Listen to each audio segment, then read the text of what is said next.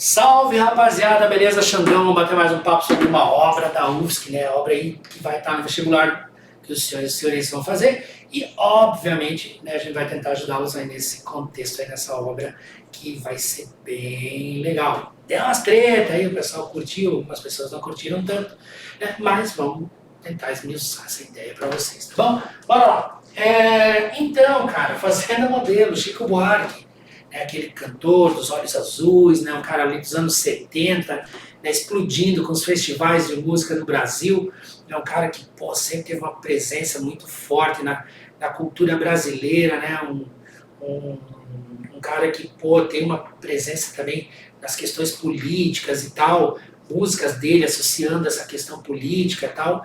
Então, um cara que tem aí um patrimônio cultural, até poderia dizer assim, muito interessante, né? Pô, composições muito massa, composições muito inteligentes e tal.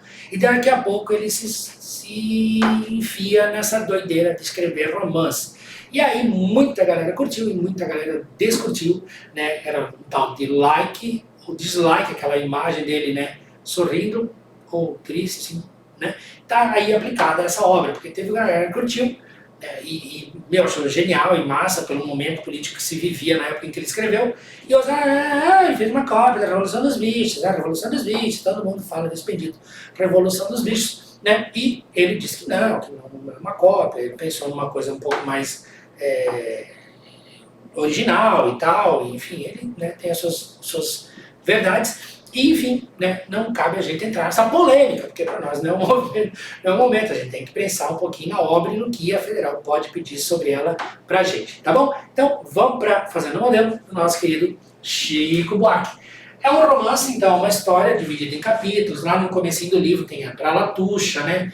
Então tem uma dedicatória, o narrador conta essa história do que viveu-se naquele momento, nessa Fazenda Modelo, nesse lugar que era o caos, né? Eu brinco de dizer, claro que na sala de aula a gente fala para a molecada, a gente diz assim, gente, parecia um Woodstock, né, cara? Tipo, a Fazenda era um caos, né? Então por isso tá aqui essa coisa do caos e a ordem, né? E o caos estava ali, estava implantado o caos, e zoeira, e todo mundo ficava com todo mundo, e a vacaiada ia para lá, a boizarada ia para lá, os touros vinham para cá, e estava tudo liberado, né? Parecia sei lá, um Woodstock mesmo. E essa pegada tinha que acabar. Por que tinha que acabar? Porque tinha um poder instituído, e eles queriam restituir naquela fazenda a ordem. Então esse conflito entre caos e ordem entra ali, e obviamente a gente fala em distopia, que é uma questão sempre relacionada aí a questões políticas e tal, não sei o quê, né, governos e tal, que vai entrar na história, obviamente, porque o momento político do Brasil naquele tempo, né, era aquela época do governo militar e tal, então não tem muito o que dizer fora disso, porque o próprio Chico Buarque teria ido para o exílio na Itália, e depois de lá, quando ele retorna, ele escreve esse livro. Então, era um momento complicado, 68, a gente falou, quando conversou lá sobre a Clarice Lispector, né, os anos em que ela escreveu as crônicas de Amor e Amizade, dessa coletânea, era o período mais né, 68 ali, AI-5, então esse restabelecimento da ordem, né, então tudo isso estava muito forte, estava muito vivo, e obviamente o livro vai ser escrito dentro dessa cena. Lembrar que o Chico Buarque fez músicas, né, tipo, estava à toa na vida e meu amor me chamou pra ver a banda passar, jogando coisas de amor, a minha gente sofrida, ó. Tá vendo um viezinho político, pai, afasta de mim esse cálice, pai, nessas músicas que a gente conhece, né, do Chico, que tinha essa pegada mais politizada, mais crítica e tal, mais engajada, ele já fazia isso, e aí, obviamente, não tinha como fugir a isso no livro que a gente tem que trabalhar agora, que é o tal do Fazenda Modelo. Tá? Então, basicamente, a ideia, né, o caos e a ordem, né, e essa nova ordem que está sendo criada, é isso que é um modelo. Vamos criar um modelo e, nesse modelo, tentar trazer uma nova realidade. Quem pegou o livrinho na mão, lembra que no entorno da Fazenda Modelo haviam outras tantas fazendas. E se desse certo o modelo a ordem estabelecida nessa fazenda, que passaria a ser um modelo para as demais fazendas seguir. E o que era basicamente? Organização e método, né? O papai e mamãe aí que trabalharam em indústria, né?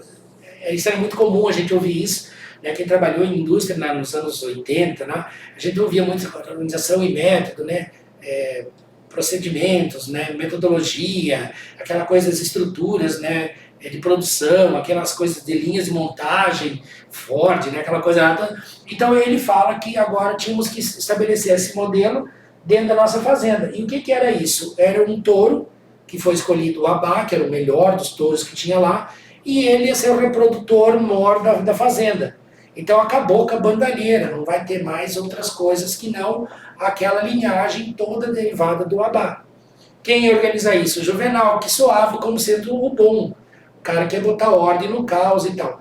Então toda essa dinâmica que o texto vai sugerindo para a gente, toda essa dinâmica que ele propõe, está correlacionada a isso. Então os bois, as vacas e os touros reproduzem nesse microcosmo a fazenda aquilo que a gente encontrava no macrocosmo, por exemplo, o Brasil. Então, microcosmo, fazenda tinha essa representação dessa sociedade que, de certa maneira, vai aceitando, vai tolerando, vai...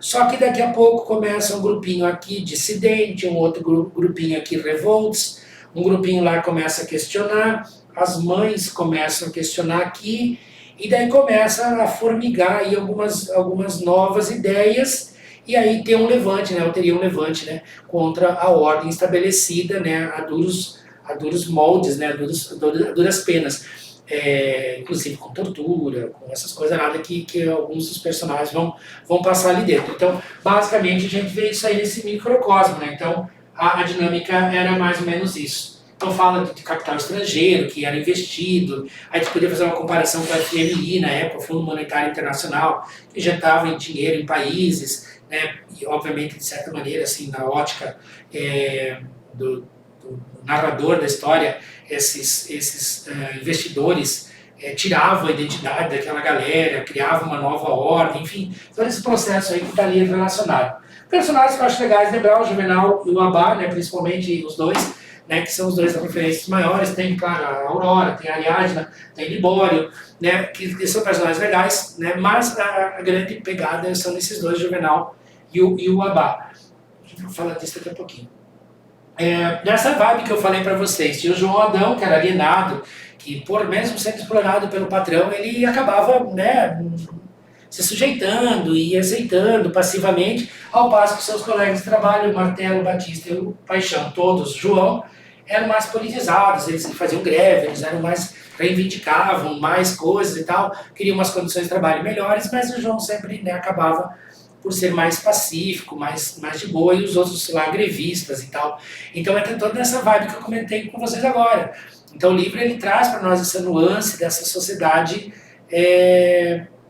que tolerava mais, que aceitava mais passivamente as coisas, e uma galera que já não topava mais tanta passividade, né? Uma galera que já queria mais ação e nesse processo. A obra ela é de 72, 74, por ali, então ela vem já dentro da linha do pós-modernismo, que é um padrão de literatura extremamente livre, então até nessa liberdade é interessante, porque ali no comecinho fala numa novela pecuária, né? Então ela tem a história dos personagens serem animais, eles narrarem uma história com relativas críticas e tal. O próprio Chico Buarque fala, né, que os humanos que aparecem na história, eles não aparecem por inteiro, aparecem nos desenhos do Tom e Jerry. Eu não sei se vocês assistiram Tom e Jerry, mas os personagens do Tom e Jerry humanos eram só da cintura para baixo, né? Então assim, você não via o rosto dos personagens em Tom e Jerry, e é mais ou menos isso, assim. Então as tramas ali vão ser entre os animais,